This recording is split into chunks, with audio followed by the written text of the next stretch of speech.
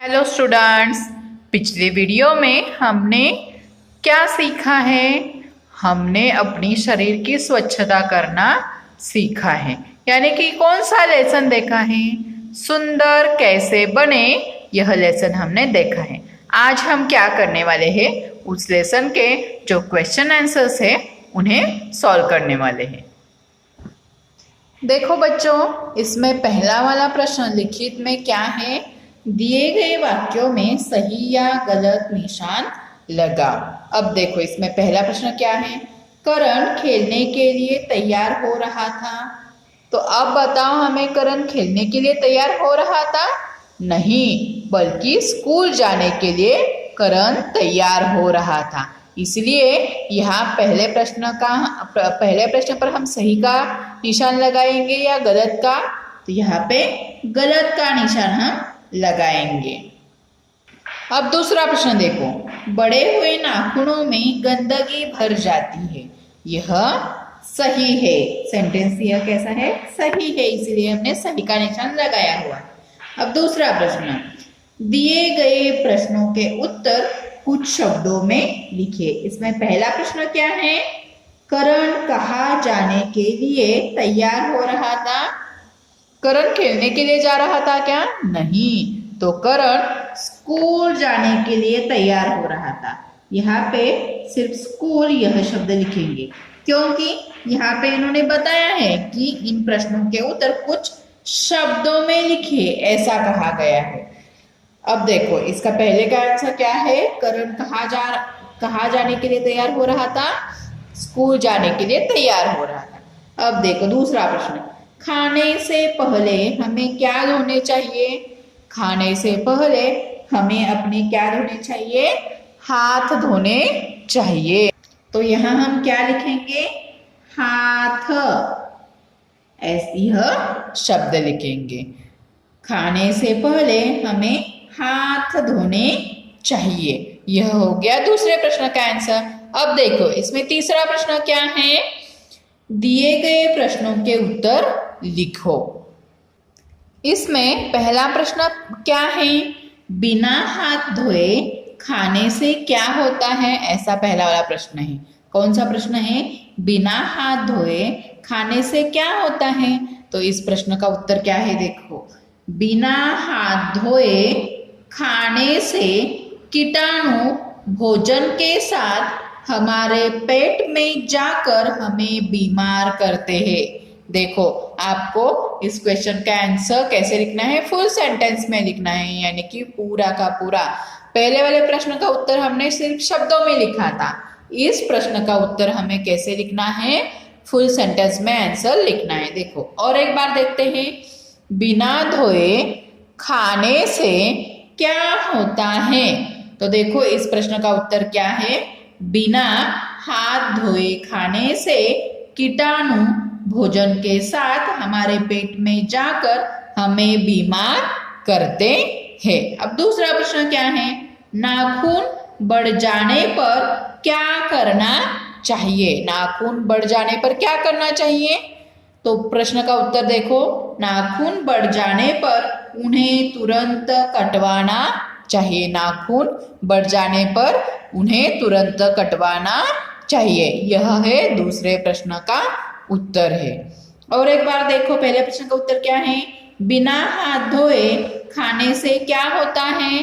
तो बिना हाथ धोए खाने से कीटाणु भोजन के साथ हमारे पेट में जाकर हमें बीमार करते हैं। और दूसरा प्रश्न है क्या, नाखून बढ़ जाने पर क्या करना चाहिए? तो इसका आंसर क्या है, नाखून बढ़ जाने पर उन्हें तुरंत कटवाना चाहिए। ये हो गए दो प्रश्नों के उत्तर।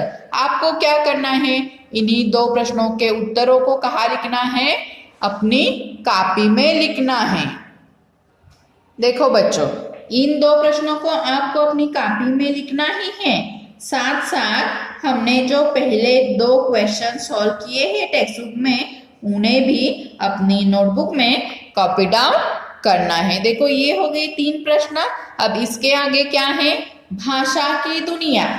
भाषा की दुनिया में आज हम क्या देखने वाले हैं, संज्ञा शब्द। अब संज्ञा शब्द किसे कहते हैं, यह आज हम देखते हैं।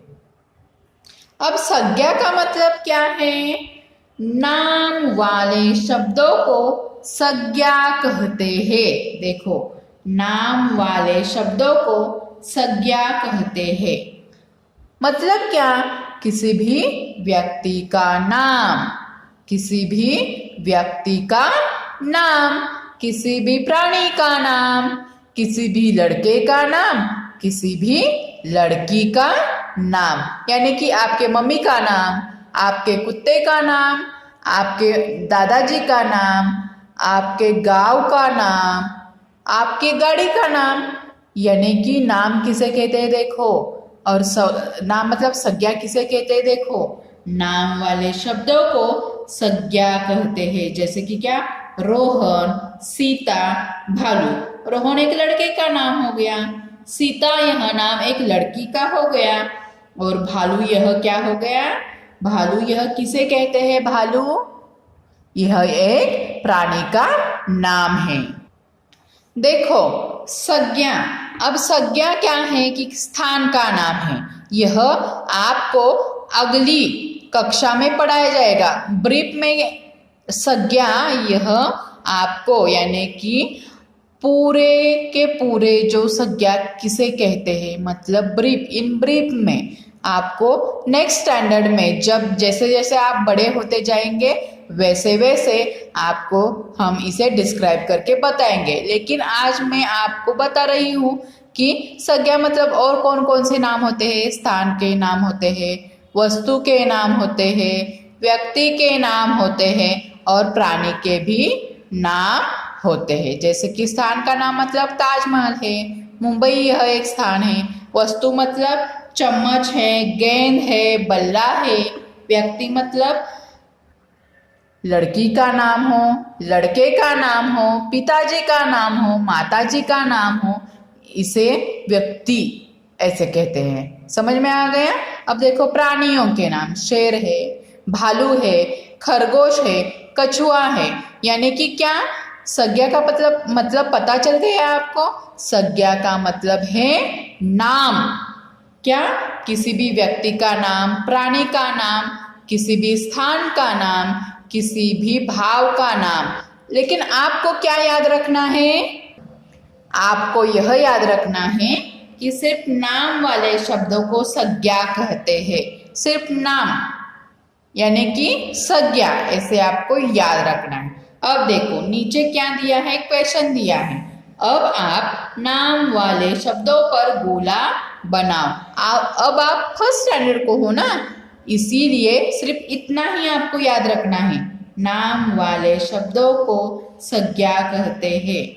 जैसे जैसे आप बड़े होते जाएंगे वैसे वैसे यह जो व्याख्या है, यह जो क्या है डेफिनेशन है, ये भी बढ़ती जाएगी।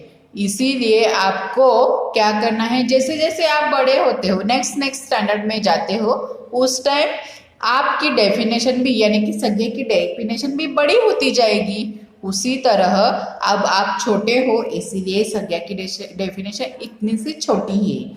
नाम वाले शब्दों को संज्ञा कहते हैं। जैसे कि क्या, रोहन, सीता, भालू। आपको यह डेफिनेशन क्या करनी है, अपनी नोटबुक में लिखनी है, साथ साथ यह क्वेश्चन को भी सॉल्व करना है। देखो अब आप नाम वाले शब्दों पर गोला बनाओ। आपको तो अब पता चल गया कि नाम वाले शब्द मतलब क्या है, संज्ञा है। संज्ञा मतलब क्या है कि किसी भी व्यक्ति का नाम हो, प्राणी का नाम हो, पशु का नाम हो, स्थान का नाम हो, मतलब याद क्या रखना है, सिर्फ नाम। संज्ञा मतलब नाम।